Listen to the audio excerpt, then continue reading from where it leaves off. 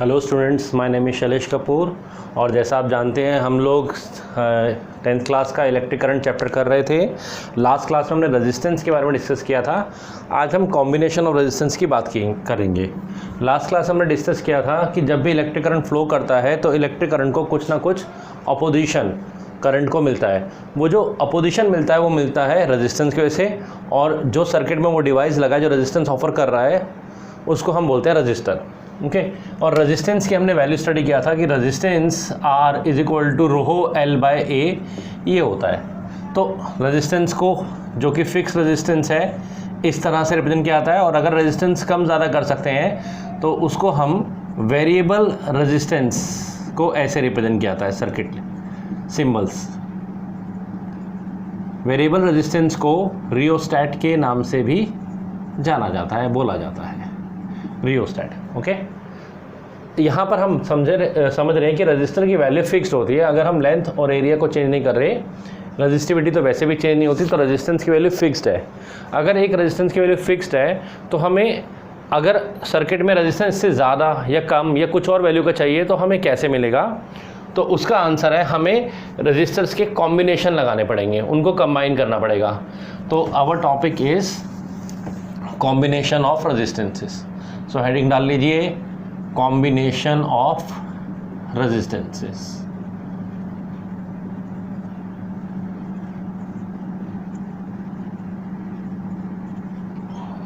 Combination of resistances. Resistor के combination तीन तरह से हो सकते हैं। One is series combination, another is parallel combination, and third is mixed grouping और मिक्स्ड कॉम्बिनेशन। रजिस्टर्स को इन तीन तरीके से लगाया जा सकता है। रजिस्टर को इन सीरीज, इन पैरेलल और मिक्स्ड कॉम्बिनेशन में लगाया जा सकता है। नोट कीजिए।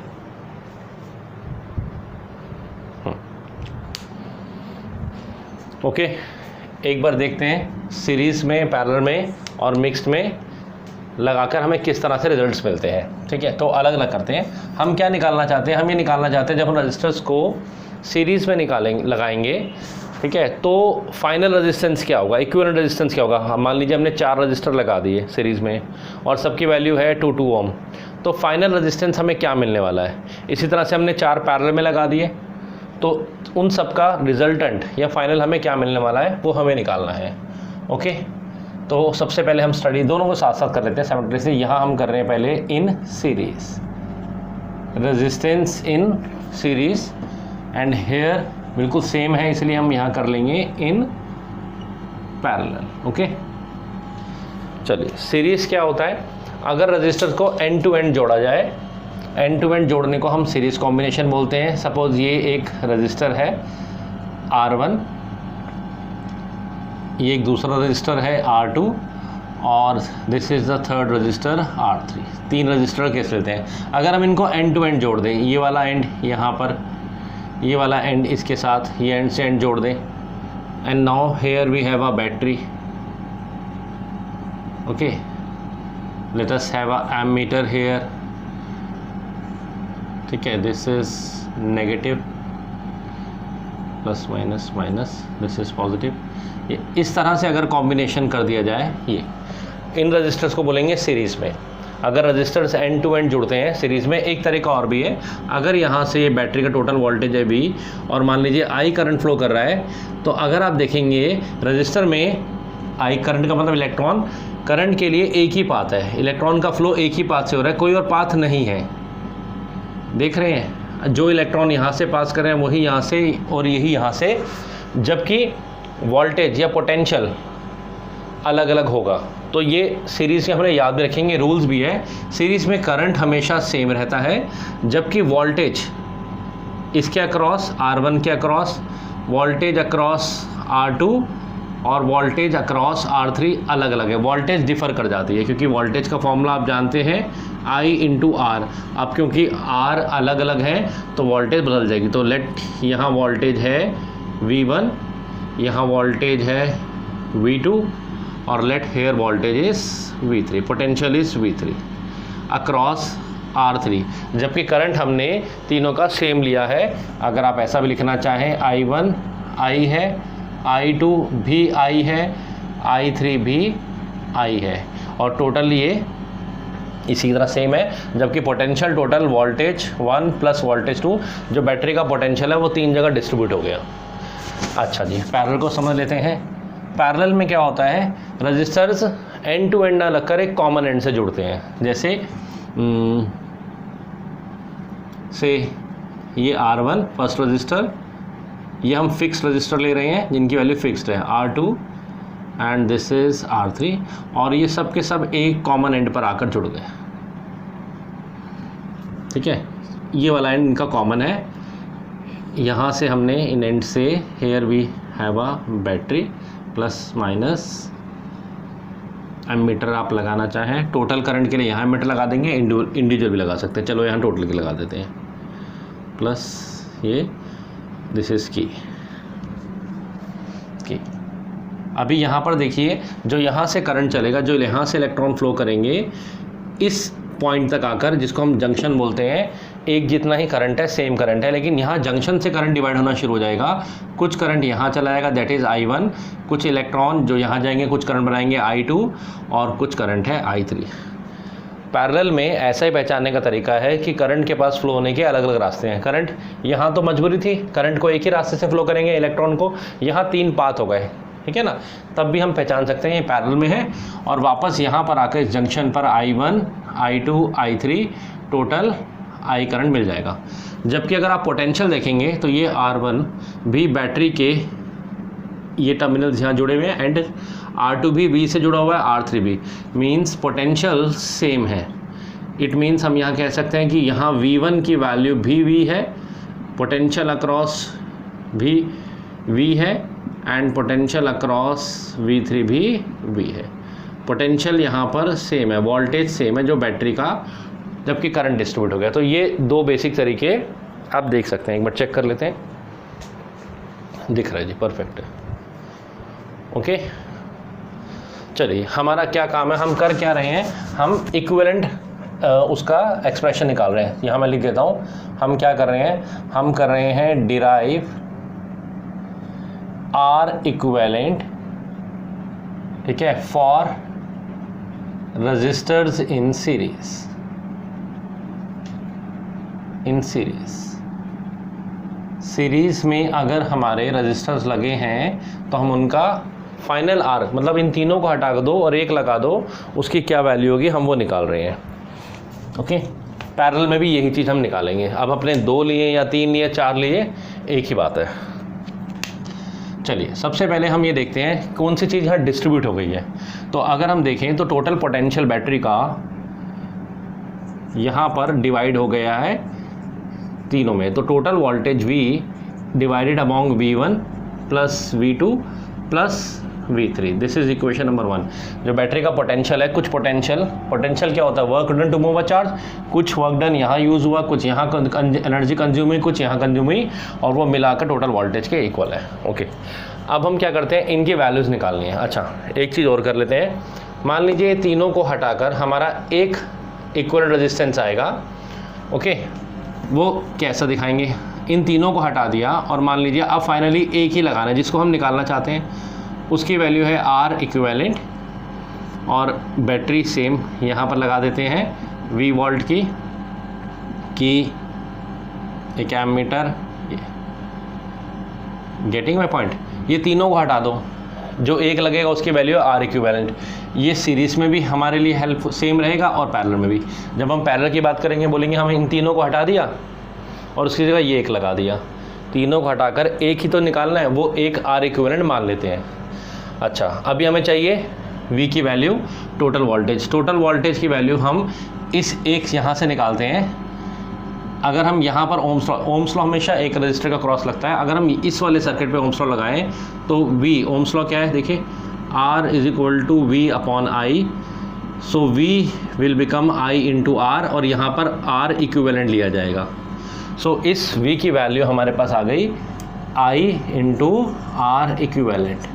ये तीनों को हटाकर एक रेजिस्टेंस मिलेगा इक्विवेलेंट, वो ये रहा।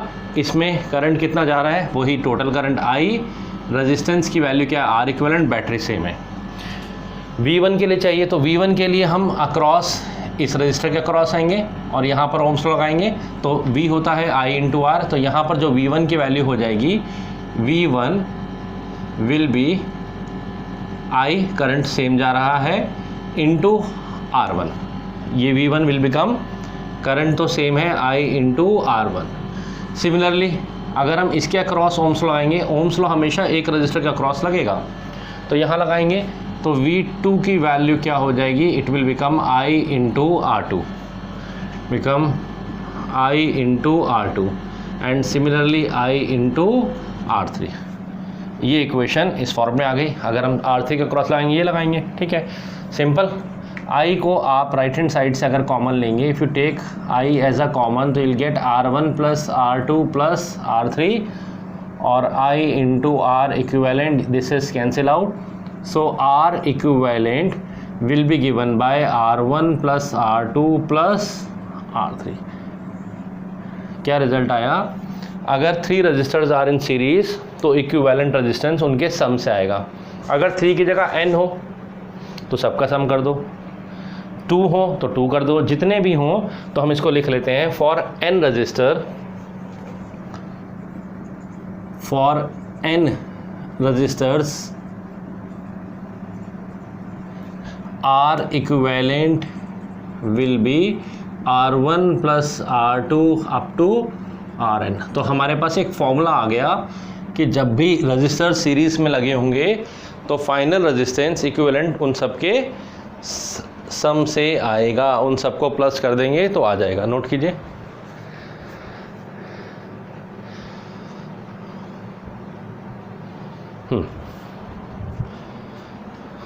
क्या मतलब इस बात का, इसका मतलब ये है कि अगर मान लीजिए यहाँ पर एग्जांपल लेते हैं 2 ओम, यहाँ पर 3 ओम और यहाँ पर 4 ओम के रजिस्टर्स हैं सीरीज़ में, तो इन तीनों को हटाइए, इनका प्लस कीजिए, 2 और 3 5, 5 और 4 9, इन तीनों को हटाइए, एक रजिस्टर लगाइए 9 ओम का, वो सेम काम करेगा, वो सेम रेजिस्टेंस ऑफर करेगा जो ये तीनों मिलके कर रहे थे। ये तीनों की जगह एक 9 ओम लगाइए, 2 ओम 3 ओम 4 ओम, वो सेम काम करेगा, सेम रेजिस्टेंस ऑफर करेगा। चलिए अब चलते हैं पैरेलल की तरफ। ओके, यहाँ पर हमने स्टार्ट किया था पोटेंशियल से, क्योंकि पोटेंशियल डिवाइड हो रहा था। यहाँ पर हम स्टार्ट करेंगे करंट से, as total current I in the circuit is I1 plus I2 plus I3। ये टोटल सर्किट है, डिवाइड हो रहा है करंट, देखें जो करंट यहाँ से जा रहा है जंक्शन में डिवाइड हो गया। नाउ इन तीनों को हटा दें तो R1 R2 R3 की जगह कोई तो रिजल्टेंट होगा, वो रेजिस्टेंस है ये R इक्विवेलेंट। इन तीनों को हटा दिया, एक लगा दिया, वो है R इक्विवेलेंट। तो अगर हम यहाँ से करंट की निकालें I की, तो फिर I की वैल्यू यहाँ से क्या आएगी, लगाइए इस सर्किट पे ओम्स लॉ, तो I will be V upon R equivalent. अब हमें I की वैल्यू प्लेस करनी है, तो I will become V upon R equivalent. What is I1? I1 will be V upon R1, I2 V upon R2, I3 is V upon R3।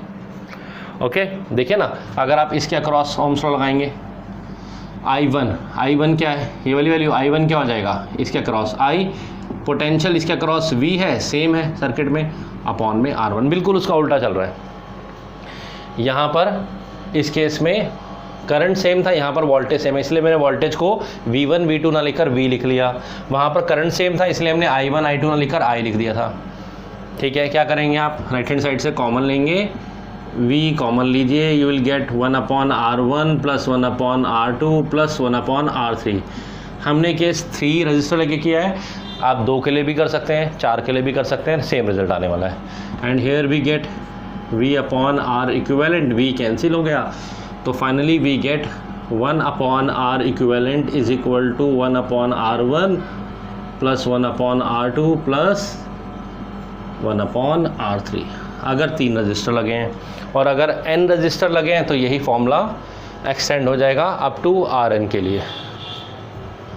अगर इसी में आप n रजिस्टर लगा देते हैं,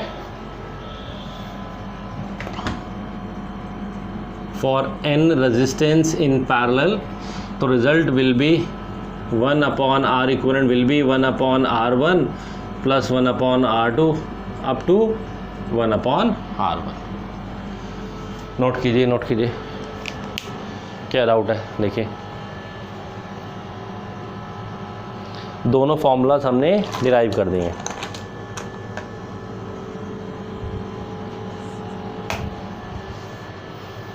कर लिया। चलिए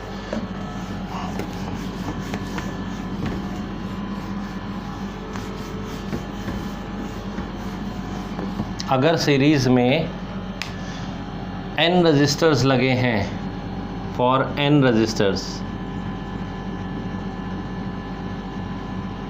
इन सीरीज और हर किसी की वैल्यू R ओम है, हर कोई सेम है, तो फाइनल रेजिस्टेंस या इक्विवेलेंट रेजिस्टेंस का फॉर्मूला क्या होता है सीरीज़ में R1 R2 R3 और सबकी वैल्यू R है तो it can return as R plus up to n, तो इट मीन्स NR ओम हो जाएगा। अगर पैरेलल में लगे हुए हैं n रजिस्टर तो उनका इक्विवेलेंट क्या होगा for n resistors in parallel of R ohm each. So 1/R equivalent will be 1/R1, sorry R ही ले लेंगे इसको भी, 1/R up to n resistors. LCM here is R, you will get 1 plus 1 up to n. So 1/R equivalent will be R upon n. Divide हो गया n से, तो R series में आ रहा है NR, R पैरेलल में आ रहा है R/n। अगर हमसे कहें कि सीरीज़ और पैरेलल में n रजिस्टर लगाए हैं, सबकी वैल्यू सेम है, तो उनका रेशो निकालिए। तो सीरीज़ के लिए हो गया n इंटू R, पैरेलल के लिए R into by n, n ऊपर आ जाएगा, ये कैंसिल, n²/1 या n रेशो। तो सीरीज़ में रेजिस्टेंस n² टाइम बढ़ जाता है, n² टाइम बढ़ जाता है। रेशो देखिए पैरेलल और 1 का, मान लीजिए 1 ओम के 10 रजिस्टर आपने सीरीज़ में लगाए एक बार और फिर एक बार पैरेलल में लगाए, तो 1 ओम के सीरीज़ में यहाँ पर 10 रजिस्टर आए तो 10 का स्क्वायर 100, पैरेलल में 1 आएगा, तो 100:1 का फ़र्क होगा रेशो। मतलब अगर ये 1 ओम का रेजिस्टेंस ऑफर कर रहा है पैरेलल में, तो वही 10 रजिस्टर सीरीज़ में 100 ओम का ऑफर कर रहे हैं। इट मीन्स सीरीज़ में रेजिस्टेंस बहुत बढ़ जाता है, सीरीज़ में रेजिस्टेंस हमेशा बढ़ता है। अच्छा, पैरेलल के लिए एक चीज़ और देख लीजिए, फॉर 2 रजिस्टर्स, अगर सिर्फ 2 ही रजिस्टर्स हों इन पैरेलल, तो शॉर्टकट रहता है 1/R equivalent is equal to 1/R1 plus 1/R2। यहाँ पर आप एलसीएम लेंगे, R1 into R2, here it will become R1 plus R2 1/R equivalent. So R equivalent will be R1 into R2 upon में R1 plus R2। ये shortcut भी आप याद कर सकते हैं। क्या, अगर सिर्फ दो के लिए, ओनली 2 रजिस्टर्स पैरेलल में हैं, तो R इक्विवेलेंट कैसे आएगा, उन दोनों का प्रोडक्ट कीजिए और उनके सम से डिवाइड कर दीजिए। यहाँ पर आपको रेसिप्रोकल नहीं करना है, ठीक है ना। अगर आपको पैरेलल में निकालना है तो 2 रजिस्टर के लिए शॉर्टकट है, दोनों का प्रोडक्ट कीजिए और दोनों के सम से डिवाइड कर दीजिए। ये रजिस्टर और सीरीज़ की बातें कुछ क्वेश्चंस करते हैं, हमें क्लियर होता जाएगा। एक बात और, रेजिस्टेंस में सब रेजिस्टेंस ऐड हो रहे हैं, यानी कि ओवरऑल रेजिस्टेंस बढ़ जाता है। हमेशा सीरीज़ में रेजिस्टेंस ऐड अप हो जाता है, जबकि पैरेलल में आप देखेंगे रेजिस्टेंस हमेशा कम होता है। न्यूमेरिकल से आप समझेंगे। ये डेरिवेशन काफ़ी इंपॉर्टेंट है, अलग से आपको डिराइव करने के लिए बोल दिया जाता है, तो आपको पक्का प्रिपेयर किया नहीं है। दोनों केस मिक्स्ड की डेरिवेशन नहीं है, मिक्स के केसेस हैं। चलिए एक केस कराते थे आपको, 2-3 एग्जाम्पल साथ में। मान लीजिए ये एक रजिस्टर है, 2 ओम 3 ओम, कॉम्बिनेशन में लगा लें।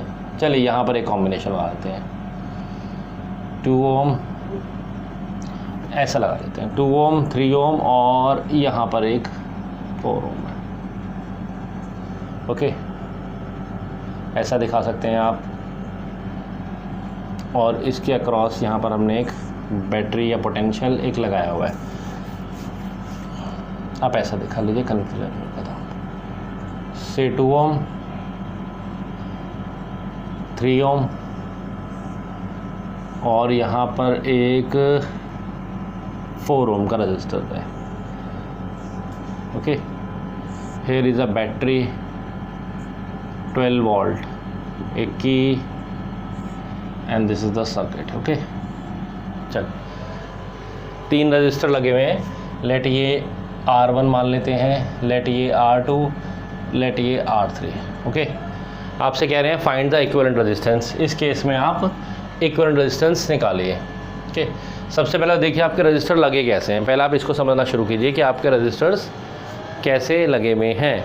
तो आप करंट से समझ सकते हैं। यहाँ से जो करंट चल रहा है, से आई करंट यहाँ पहुँचेगा जंक्शन पे आई पे, यहाँ से करंट डिवाइड होना शुरू हो जाएगा।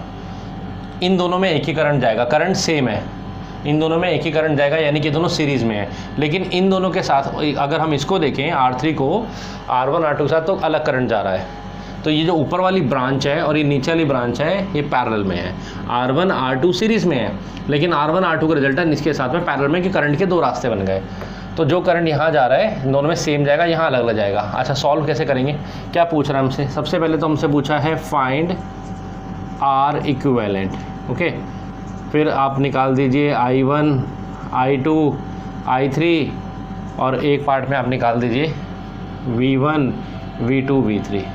ये पूरा सॉल्व हो जाएगा। चलिए देखते हैं स्टेप बाय स्टेप। सबसे पहले आपने देखा ये दोनों तो सीरीज़ में है, एक ही ब्रांच है, करंट के लिए एक ही रास्ता है। तो आपने लिखा कि R1 and R2 are in series. थोड़ा प्रेजेंटेशन में देते हैं, R1 and R2 are in series, so R equivalent. Series में क्या करते हैं, इक्विवेलेंट के लिए दोनों को सम R1 प्लस R2 से दिया जाएगा, and that is 2 + 3 5 ohm. Okay, तो R इक्विवेलेंट हो गया 5 ओम। अगर एक डायग्राम भी आप बना पाएँ साथ साथ में, बहुत अच्छा रहेगा। अब ये दोनों हटा दीजिए, इनकी जगह एक R इक्विवेलेंट मत देखते, इसका नाम रखते हैं R12। अब दोनों को हटाकर हमने एक लगा दिया R12 और उसकी वैल्यू है 5 ओम। इस सर्किट में ये दोनों लगे थे, दोनों का काम ये 5 ओम कर देगा।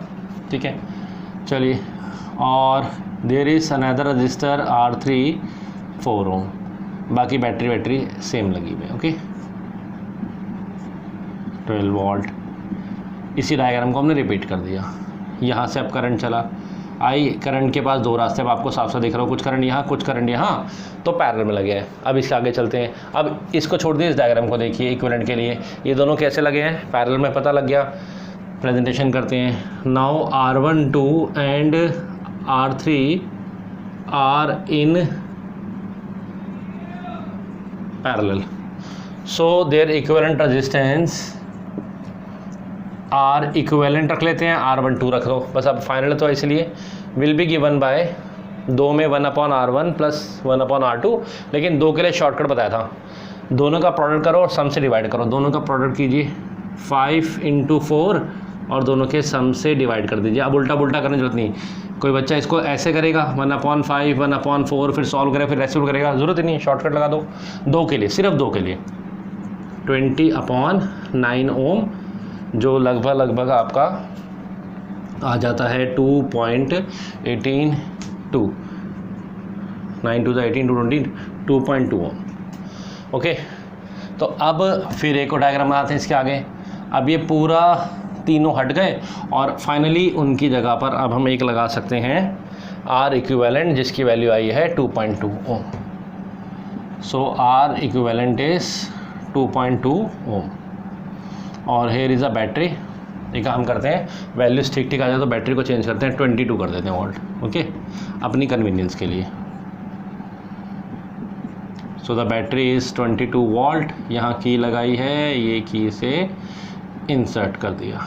चलिए, पहला पार्ट तो हो गया, फाइनल R आ गया। दोबारा से ये दोनों कैसे थे, सीरीज़ में, इनका कितना हो गया 5 ओम।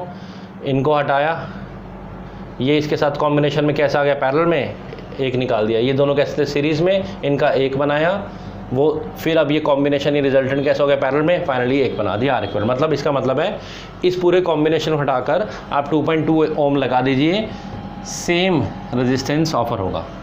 अब चाहिए आपको I1, I2, I3। तो सबसे एक काम करते हैं, पहले यहाँ से टोटल करंट निकालते हैं, इस सर्किट पे चलते हैं और टोटल करंट चेक करते हैं। तो total current I is equal to V upon R total. V here is 22 and R equivalent is 2.2, so current is 10 ampere. मतलब यहाँ पर इस सर्किट में 10 एम्पियर का करंट दौड़ रहा है, रन कर रहा है 10 एम्पियर का, ठीक है, 10 एम्पियर करंट चल रहा है। ओके, तो अगर हम इससे पीछे यहाँ आ जाएं, इस वाले डायग्राम में पीछे, तो ये जो इक्विवेलेंट रेजिस्टेंस है ये इन दोनों से मिलके बना है। ये इक्विवेलेंट रेजिस्टेंस कैसे आया था? इन दोनों से पैरेलल में दोनों लगे थे और उससे बना दिया था। और पैरेलल में हमेशा वोल्टेज पोटेंशियल सेम रहता है।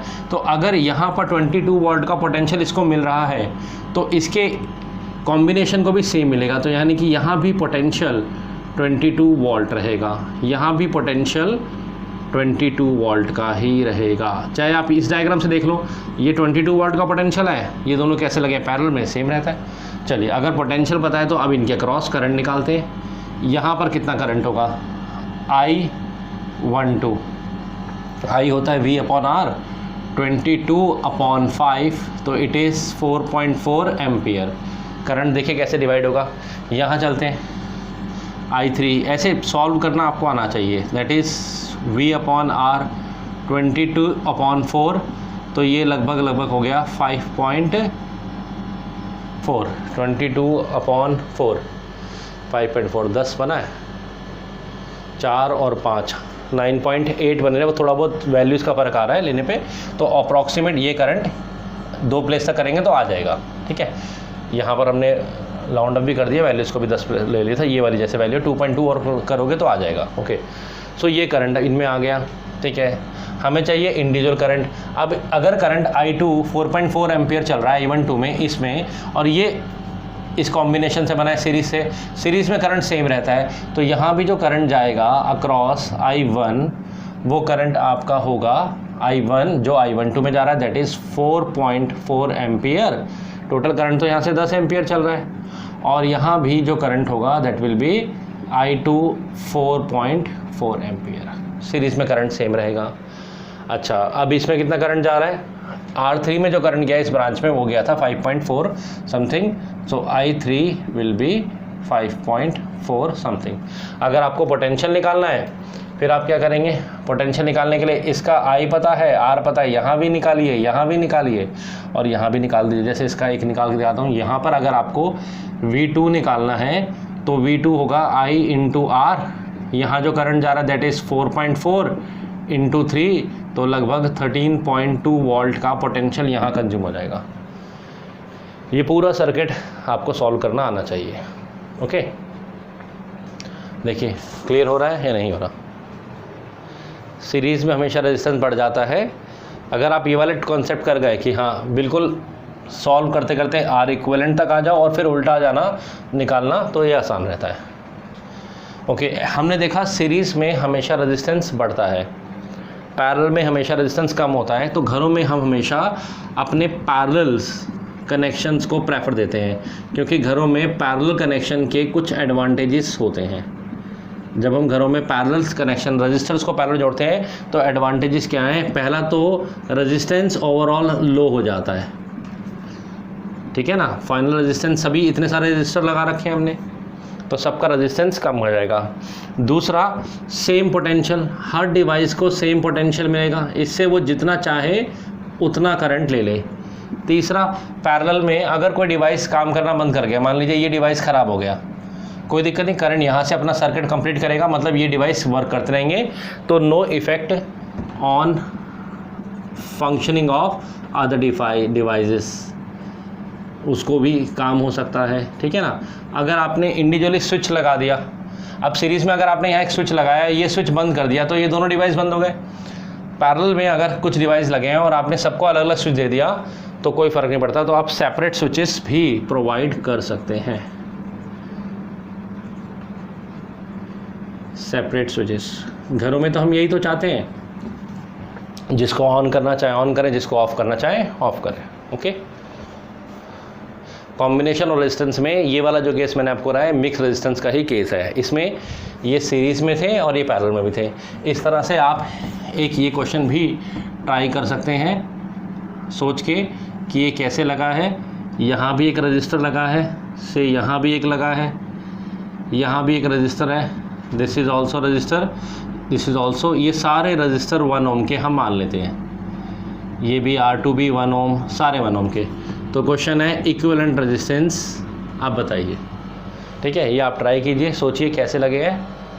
ओके, आपको करंट को देखना है, करंट कैसे डिवाइड हो रहा है। जो करंट यहाँ से चल रहा है, ये मान लीजिए यहाँ पर बैटरी है, ये पोटेंशियल प्लस माइनस, ठीक है, इसके अकॉर्डिंगली आप देख के बताइए, ट्राई कीजिए। इस तरह क्वेश्चन आप ट्राई कर सकते हैं। ओके, कॉम्बिनेशन और रेजिस्टेंस हमारा फिनिश्ड हुआ। एक लेक्चर और अब हमारा इस पर रह गया, 1 या 2 लेक्चर, वो हम इसके आगे कंटिन्यू करते हैं। जब तक आप इस तरह के क्वेश्चंस और भी ट्राई कर सकते हैं। डेरिवेशन बहुत इंपॉर्टेंट है, आपको बार बार करनी है और आपको आनी चाहिए वो। चलिए आज के लिए इतने रखते हैं, फिर नेक्स्ट क्लास में आपसे मिलते हैं। ठीक है, थैंक यू।